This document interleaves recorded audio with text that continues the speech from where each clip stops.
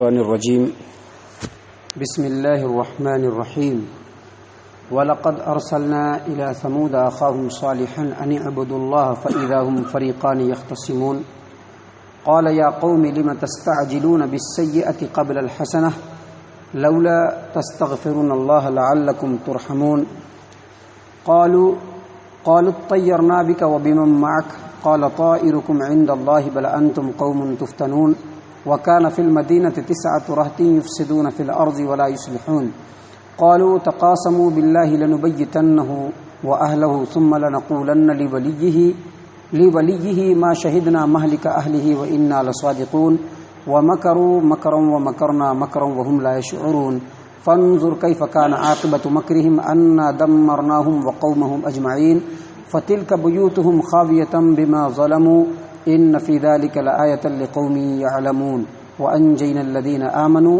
وکانوا یتقون۔ محترم سامعین کرام، سورۃ النمل ہے یہ، اور سورۃ النمل سے ابھی آپ کے سامنے آیت نمبر 40 پر 45 یعنی 45 نمبر کی آیت سے لے کر 53 نمبر کی آیت تک آپ کے سامنے تلاوت کی گئی ہے۔ سورۃ النمل میں ابھی تک آپ نے دیکھا کہ اللہ تبارک و تعالیٰ نے سلیمان علیہ السلام کے واقعے کو بڑے ہی احسن اسلوب میں انسانیت کے سامنے پیش کیا اور بتلا دیا کہ اگر اللہ تبارک و تعالیٰ اپنے بندوں پر فضل و کرم کرے تو اس وقت بندے کو اللہ کا شکریہ ادا کرنا چاہیے، اور اگر انسان کے سامنے حق اور باطل دونوں چیزیں آ جائے تو باطل کی خوبصورتی کو دیکھ کر اور اس کی رعنائی کو دیکھ کر انسان کو باطل سے دھوکہ نہیں کھانا چاہیے، بلکہ حق کو قبول کرنا چاہیے، جس طرح سے ملکہ سبا نے حق اور باطل دونوں کو دیکھا اور حق کو قبول کر لیا۔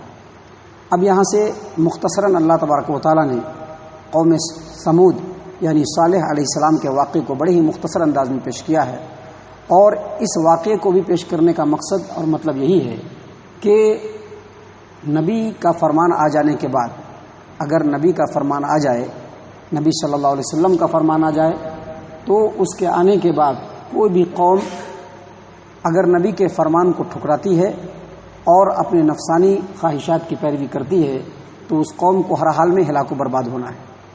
اللہ تبارک و تعالیٰ ثمود علیہ السلام کے صالح علیہ السلام کے قوم ثمود کے واقعے کو پیش کرتے ہوئے صالح علیہ السلام کے واقعے کو بیان فرما رہا ہے۔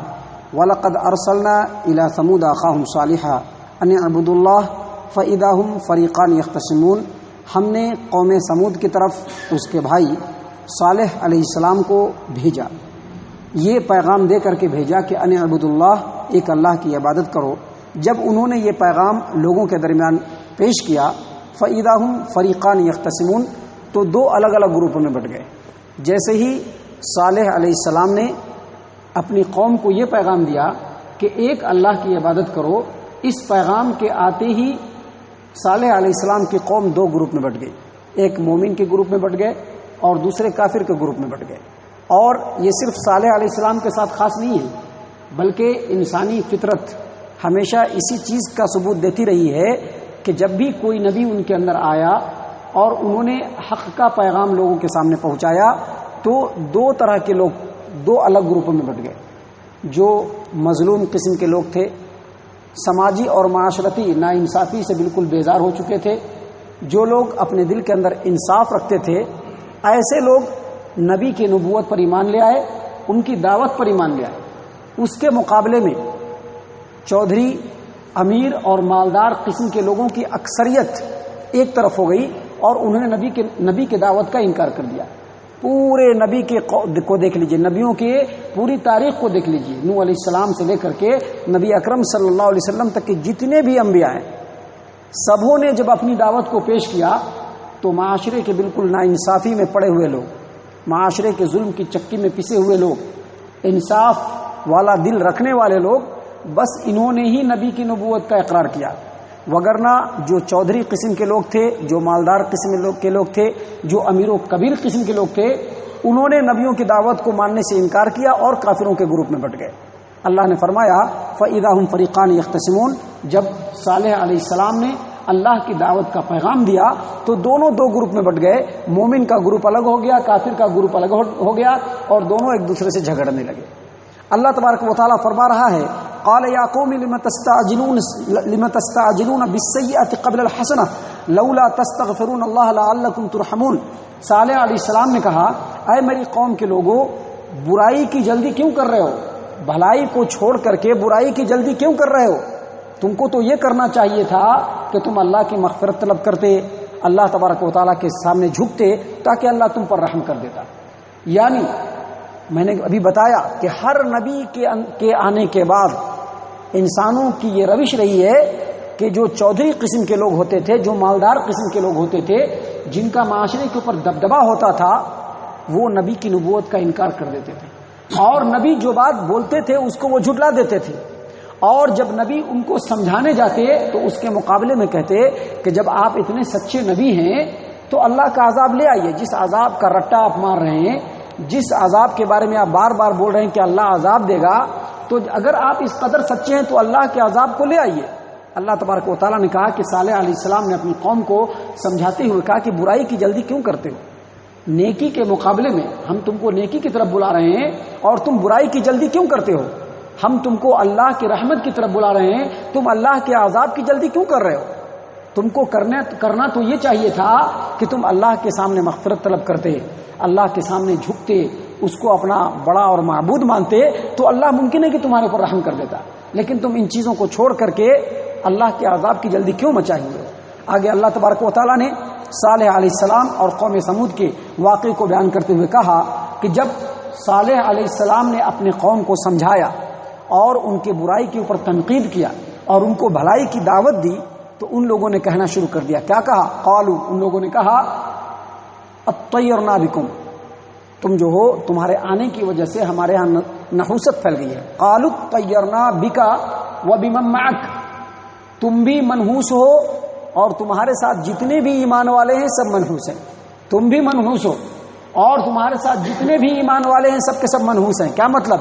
مطلب یہ کہ جب سے تم نے نبوت کا ڈھونگ رچایا ہے ہمارے اوپر کچھ نہ کچھ مصیبتیں آ رہی ہیں. اس کا دوسرا مطلب یہ ہے کہ تمہارے آنے سے پہلے ہماری پوری قوم ایک تھی, ہم سب لوگ بتوں کی پوجا کرتے تھے, غیر اللہ کے سامنے جھکتے تھے, بڑی خوشی سے رہتے تھے, اطمینان سے رہتے تھے, کھاتے تھے, پیتے تھے, کماتے تھے, کسی طرح کا کوئی فرق نہیں تھا. لیکن تم جب سے آئے ہو ہمارے معاشرے کے اندر پھوٹ پھیل گیا ہے. ایسا ہی ہوتا ہے جب دین اسلام کہیں پر آتا ہے اور کسی انسان کے اندر دین اسلام جاگوزی ہوتا ہے تو ویسے ہی برائی اور بھلائی میں فرق ہو جاتا ہے.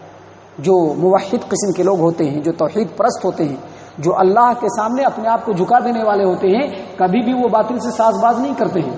وہ ہمیشہ حق پر قائم رہتے ہیں, جمے رہتے ہیں, اور ان کے حق پر قائم رہنے کی وجہ سے, ان کے حق پر جمی رہنے کی وجہ سے جو باطل ہوتا ہے وہ خود بخود اس سے الگ ہو جاتا ہے. تو الگ ہوتا ہے باطل, لیکن باطل یہ سمجھتا ہے کہ اس کے ایسا کرنے کی وجہ سے پھوٹ پڑ گیا ہے. باطل یہی سمجھتا ہے. الگ تو ہوتا ہے باطل, حق پر چلنے والا ہمیشہ حق پر قائم رہتا ہے, اور اس سے الگ کون ہوتا ہے؟ باطل الگ ہوتا ہے. لیکن وہ یہ سمجھتا ہے کہ نبی کی تعلیم جب آئی اس کے اندر تو ہمارے درمیان پھوٹ پڑ گیا ہے.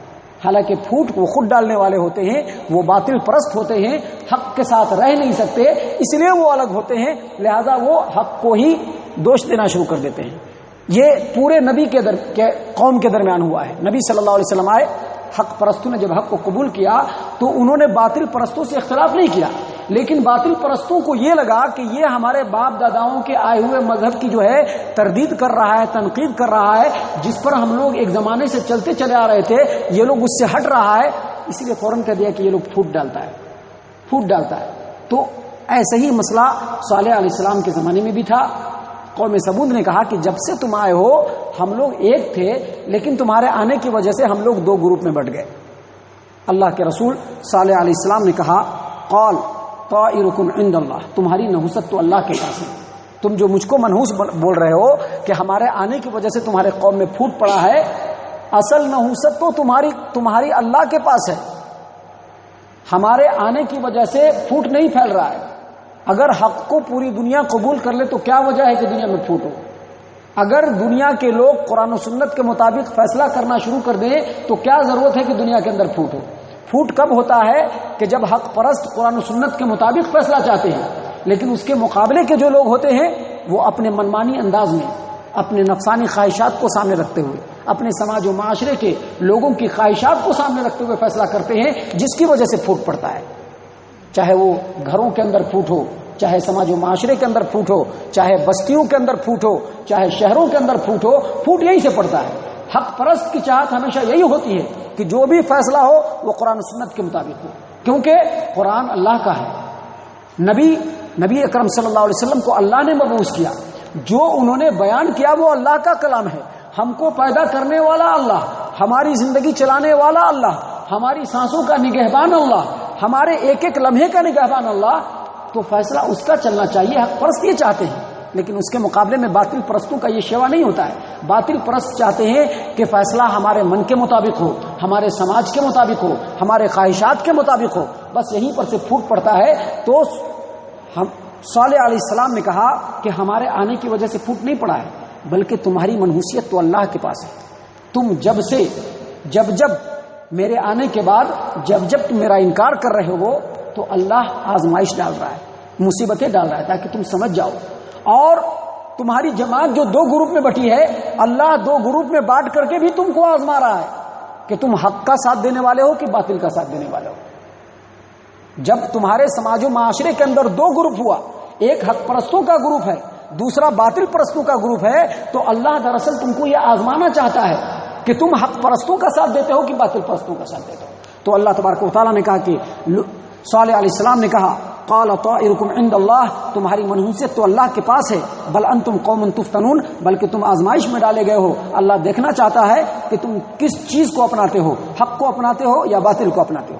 اس کے بعد اللہ تبارک و تعالیٰ نے یہاں سے آگے کچھ اور واقعات پیش کیے ہیں جو صالح علیہ السلام کے ہی قوم سے تعلق رکھتا ہے. ہم یہیں پر اپنی بات کو ختم کرتے ہیں یہ کہتے ہوئے کہ ہمارے سماج و معاشرے کے اندر اگر کتاب و سنت کے داعی اور کتاب و سنت کے ماننے والے جو لوگ ہیں اگر وہ اپنی بات پیش کرتے ہیں تو اس سے جو لوگ الگ ہوتے ہیں دراصل وہی پھوٹ ڈالنے والے ہیں، کیونکہ کتاب و سنت کبھی بھی پھوٹ ڈالنے کا کام نہیں کرتا ہے. کتاب و سنت لوگوں کو مربوط کرتا ہے، جمع کرتا ہے. اللہ فرماتے ہیں قرآن کریم کے اندر وَاعْتَصِمُوا بِحَبْلِ اللَّهِ جَمِيعًا وَلَا تَفَرَّقُوا، تم سب کے سب مل کر کے اللہ کی رسی کو مضبوطی سے پکڑ لو اور آپس میں فرقوں میں نہ بٹو. اللہ یہ کہہ رہا ہے. اس کے مقابلے میں سماج کے اور معاشرے کے جو دوسرے لوگ ہیں وہ اپنی شخصیت پرستی میں معاشرے کے اندر پھوٹ ڈالتے ہیں.